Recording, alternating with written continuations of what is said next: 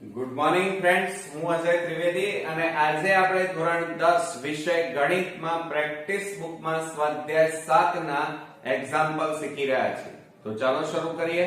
મિત્રો, આજે આપણે ખૂબ જ અગત્યનો 12મા નંબરનો એક્ઝામ્પલ જોવાના છીએ. એમાં રકમમાં એમ કીધું છે કે બિંદુઓ P, Q, R અને S એ બિંદુઓ A 1 2 અને B 6 7 ને જોડતા રેખાખંડનું કેટલા પાંચ સરખા ભાગમાં વિભાજન કરે છે. તો બિંદુઓ P, Q અને R ના યામ શોધો. હવે રકમ બરોબર સમજો. આપણને અહીંયા રકમની અંદર શું કીધું છે કે PQRS એ AB રેખાખંડનું પાંચ સરખા ભાગમાં વિભાજન કરે છે. એટલે પહેલા તો આપણે આકૃતિ દોરી દઈએ. અહીંયા જુઓ, અહીંયા લખી કાઢીએ A અને B, બરોબર, અને PQRS આ P, Q, R અને આ S. એટલે કુલ કેટલા ભાગ થયા જુઓ, ગણો. 1 2 3 4 5 ટુકડા થયા. એટલે આપણને અહીંયા શું કીધું હતું? પાંચ સરખા ભાગમાં વિભાજન કરે છે. હવે એમ કે છે કે એના યામ, આ એના યામ આપણને આપેલા છે 1 2 અને B બિંદુના યામ આપણને આપેલા છે 6 7. તો આને આપણે અત્યારે x1 y1 લઈ લઈએ, આને આપણે x2 y2 લઈ લઈએ, બરોબર. ચાલો હવે આપણે સૌપ્રથમ મિત્રો જુઓ, હવે અહીંયા P, Q, R અને S આપેલા છે. તો આપણે અહીંયા પહેલા તો Q ના યામ શોધી કાઢીએ. કોના યામ શોધીએ? Q ના યામ. તો A થી Q કેટલા ટુકડા આવે છે? 1 અને 2. તો અહીંયા બે ભાગમાં વહેંચાય છે, વિભાજન થાય. અહીંયા 1 2 અને 3 ટુકડા આવે છે. એટલે આ બાજુ 3 ટુકડામાં વિભાજન થાય છે. માટે આપણે લખી શકીએ અહીંયા m1 જેમ m2 બરાબર 2 જેમ 3, બરોબર. એટલે આપણે અત્યારે કયું શોધવાનું છે? Q ના યામ શોધીએ વિભાજનના સૂત્રની મદદથી, બરોબર. તો આપણે અહીંયા લખીએ કે Q ના યામ, Q બિંદુના યામ, કયું સૂત્ર મિત્રો? વિભાજનનું સૂત્ર. વિભાજનનું સૂત્ર બરાબર કૌંસમાં એનું સૂત્ર શું થાય મિત્રો? m1 x2 વત્તા m2 x1 થાય અને છેદમાં m1 વત્તા m2 અને અહીંયા m1 y2 plus m2 y1 અને છેદમાં m1 પ્લસ m2 થાય, બરોબર. આ આપણું વિભાજનનું સૂત્ર તૈયાર થયું મિત્રો. એને આપણે બોક્સ બનાવી દઈએ. ચાલો, થઈ ગયું તૈયાર. હવે એની અંદર કિંમતો મૂકીએ. તો આપણે જુઓ Q બિંદુના યામ. હવે Q બિંદુના યામ આપણી પાસે નથી એટલે xy લખાય બરાબર કૌંસમાં m1 એટલે 2 છે, x2 એટલે અહીંયા જુઓ 6 વત્તા m2 એટલે 3 અને x1 એટલે અહીંયા જુઓ 1 અને છેદમાં કેટલા આવે? 2 વત્તા 3 થાય, 2 વત્તા 3. હવે m1 એટલે 2, પછી y2 એટલે 7 અને વત્તા m2 એટલે 3 અને y1 એટલે 2 અને છેદમાં 2 વત્તા 3 થાય.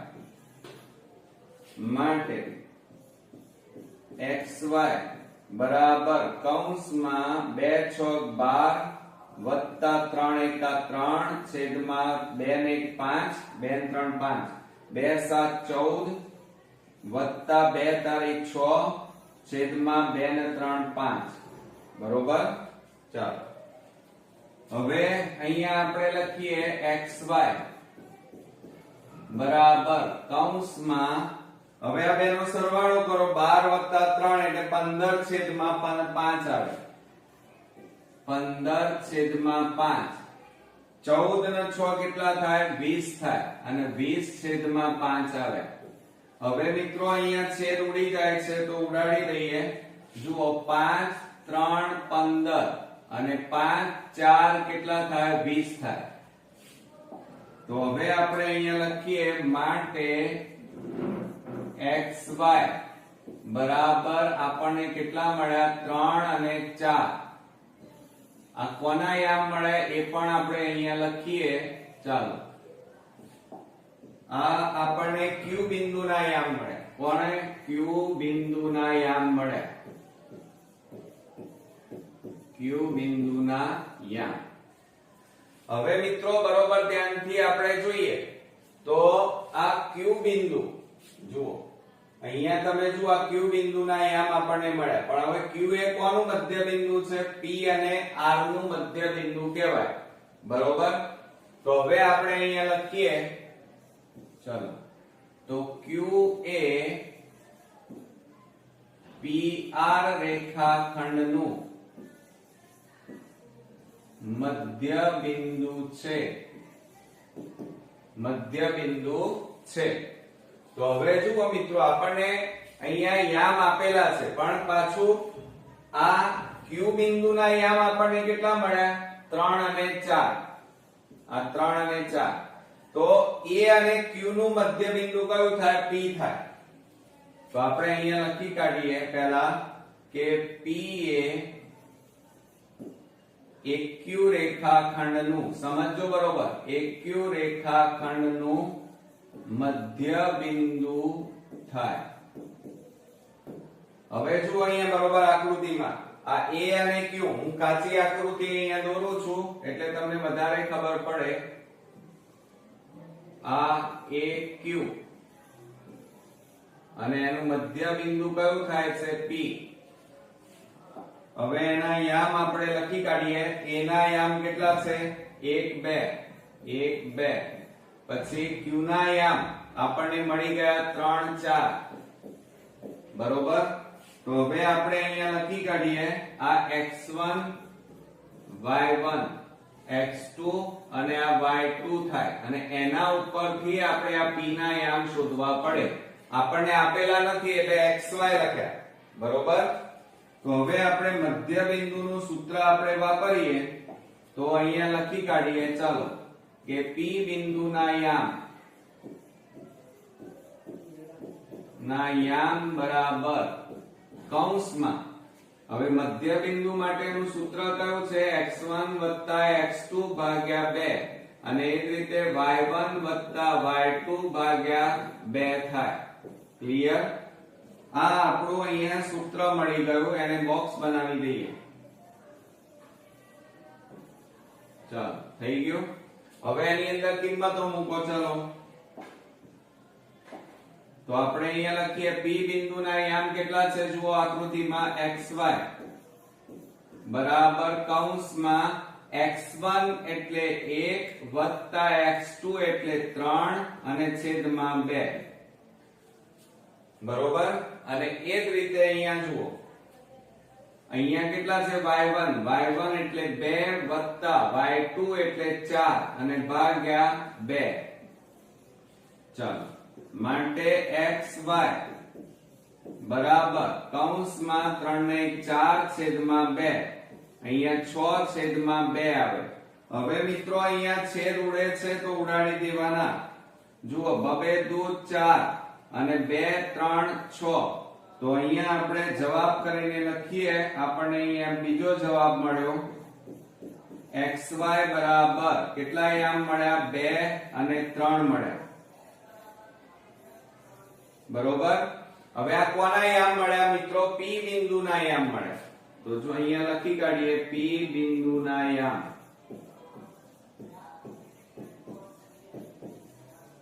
બરોબર, આ બીજો આન્સર આપણને મળ્યો.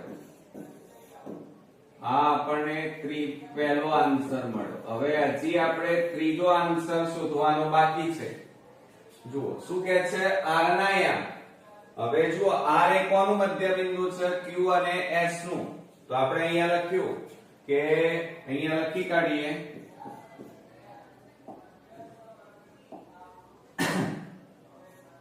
કે R એ Q S રેખાખંડનું મધ્ય બિંદુ છે. બરોબર, હવે એની આકૃતિ દોરીએ અહીંયા બાજુમાં. આ Q, આ S અને વચ્ચે કયું આવશે? R. Q ના યામ. હવે જુઓ Q બિંદુના યામ કેટલા છે? 3 4. આપણે શોધ્યા R.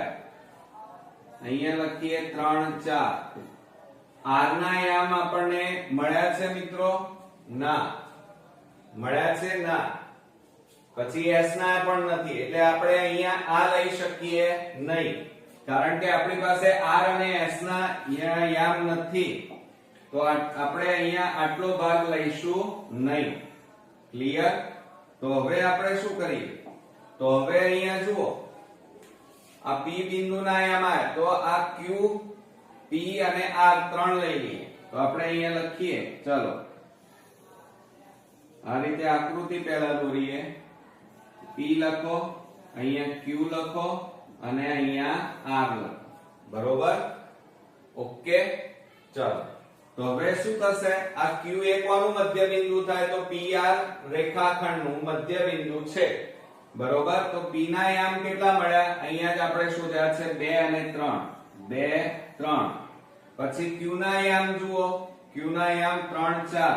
આ 3 4 અને R ના યામ આપણી પાસે નથી, શોધવાના છે. પણ મધ્ય બિંદુ કયો છે? Q. તો Q બિંદુના યામ બરાબર એનું સૂત્ર શું લખાય? x1 x2 ભાગ્યા 2 અને y1 y2 ભાગ્યા 2. આ સૂત્ર તૈયાર થયું મિત્રો.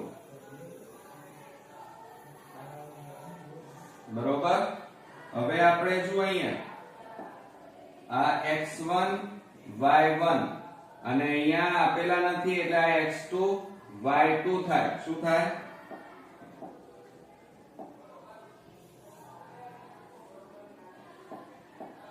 આ x2 y2.